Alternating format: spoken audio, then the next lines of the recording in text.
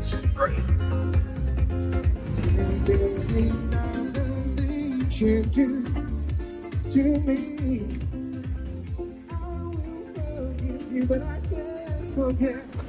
And here we are back at the State of the Tourism Industry Conference in beautiful Turks and Caicos. Yes. It really is something. A lot of great conversations happening. It is, yes, yes. A lot of people all talking about how they are stronger together. Yes. And looking at tourism holistically. Yes, yes, yes. Why don't you introduce yourself and tell us what you do? So my name is Tashia Burris. I'm the Secretary in charge of Tourism, Culture, Antiquities and Transportation on the beautiful island of Tobago. Wow. Fantastic. So tell me, the conference talks a lot about embracing new technology in tourism. Tell me about what that means for Tobago. Well, I mean, it's right up our alley because right now what we're trying to do, one of our new strategies is to redefine all-inclusive. Now, Tobago is still, in terms of our age as a tourism destination, we're still very much a baby compared to places like the Turks, places like Jamaica, places like Barbados. So if you visit Tobago, you would not see the huge all-inclusive hotels that have become synonymous with the tourism industry. When we say redefine all-inclusive, when somebody thinks about all-inclusive, they think about all you can eat, all you can drink, all you can enjoy in one space. But in Tobago, that takes on a different connotation for us. And for that, it means that we're utilizing technology to help us redefine all-inclusive. So what we're embarking on is this entire program where we're looking at our products in the tourism industry and asking ourselves, how could we make those products more inclusive to ensure that anybody who comes to the island has the opportunity to enjoy what we have to offer. I'll give you a prime example. One of our flagship beaches on the island is the Pigeon Point Beach.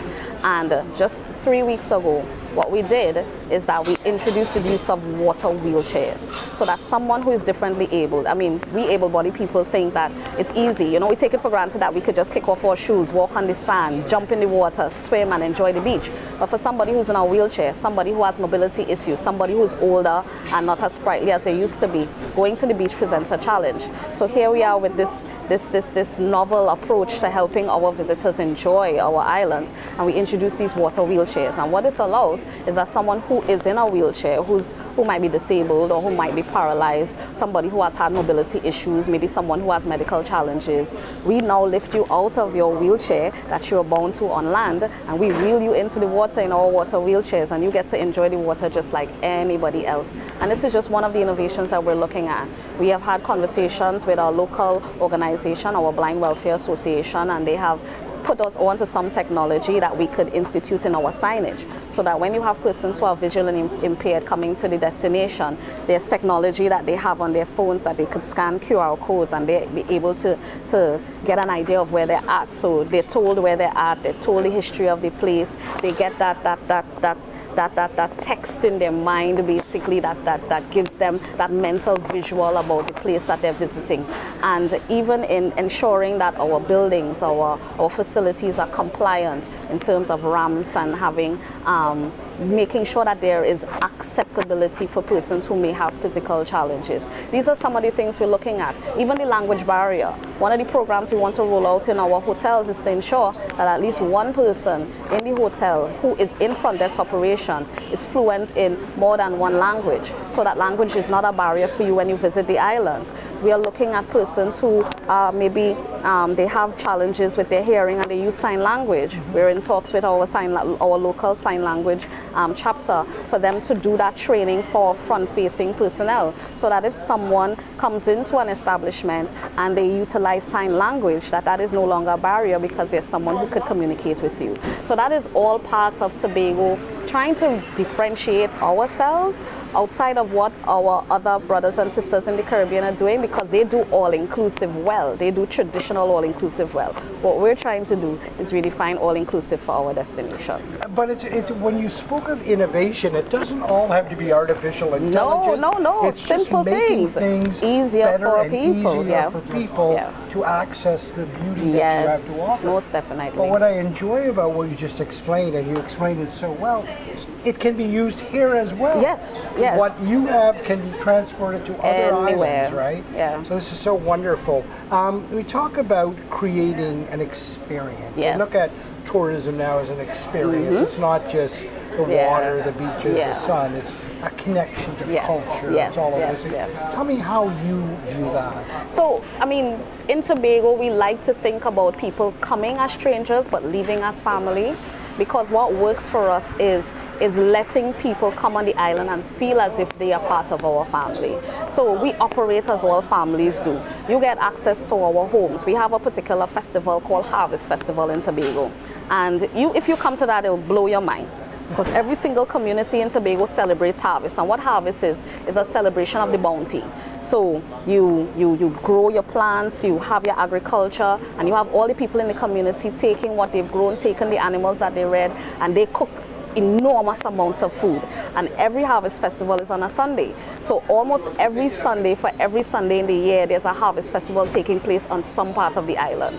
And you come into that community, doesn't matter who you know, if you know no one at all, you can walk into the closest house and they will feed you, they will give you all that you want to drink, they'll pack you up a box to go, and the next time you come, they'll know you by name and say, hey, bring a friend. And that is one of the things that we have as part of our culture that we are beginning to show our tourists. This is something we didn't have to create, it was all a part of us. And we want to expand how we open up our homes to persons around harvest time, to our service culture on the island. Make harvest an everyday experience, so that when you go into the hotel, it's about us welcoming you, it's about us ensuring that you have an experience that when you walk away from it, you most definitely have to tell somebody else to come and experience it with you. So that is how we are looking at having that translate into the experience that we want people to enjoy. So it's not just about the physical beauty of the place, because every single Caribbean island has its physical beauty. It's something that God has blessed us all with.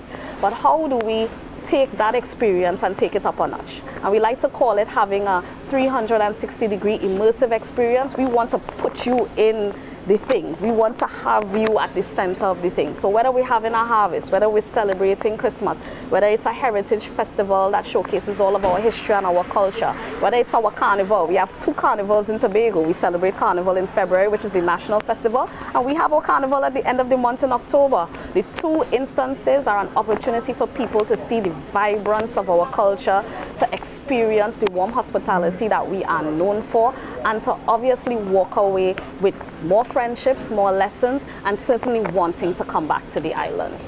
You know, the best way to describe that is a big warm embrace. Yes, that's like what it is. Hug. We just hold you and we don't want to let go. That's what it is. I mean, the way you describe harvest, that's reason enough to want to visit. Yes. That one experience. If people are listening and they say, I need to be a part of that. Yeah, we That's actually, an immersive experience. So we're going to put out our harvest calendar. So one of the things that we're going to do before the end of the year, so that people could plan their year January to December, is that we're going to put out that harvest calendar so everybody would know which communities are having harvest festivals and when. It's not just harvest festivals, we have fisherman festivals too. So harvest is for the ground crops and whatever we're growing on our backyards. Fisherman festivals are for the fishermen.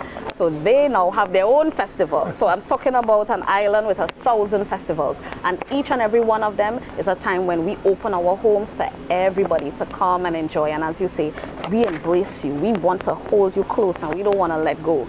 And when we put that information out there, it's just a matter of, hey, come. Once you land, we'll take care of you. Yes? So, and that's what Tobago is trying to put out there. This is part of who we are. We don't have to reinvent the wheel. We don't have to think too hard about new things, because what we have is great on its own. You know, because the harvest marries the service that people like to feel when they come into a tourist destination, but it's not service, it's us serving you and wanting to make you feel welcome.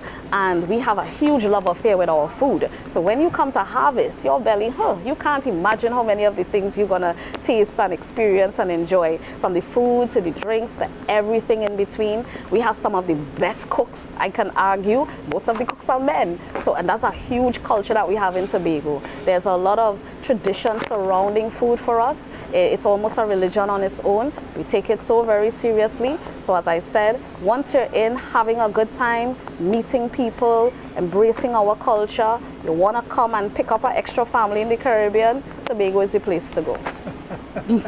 What are you most excited about? I'm excited about the possibilities, because coming out of COVID, I think it allowed us the opportunity to kind of take some time and look inward and see. It gave us a gigantic stop sign. Like, are we doing things the way that we should be doing? And for me, we are a new administration. I'm in the seat less than 2 years.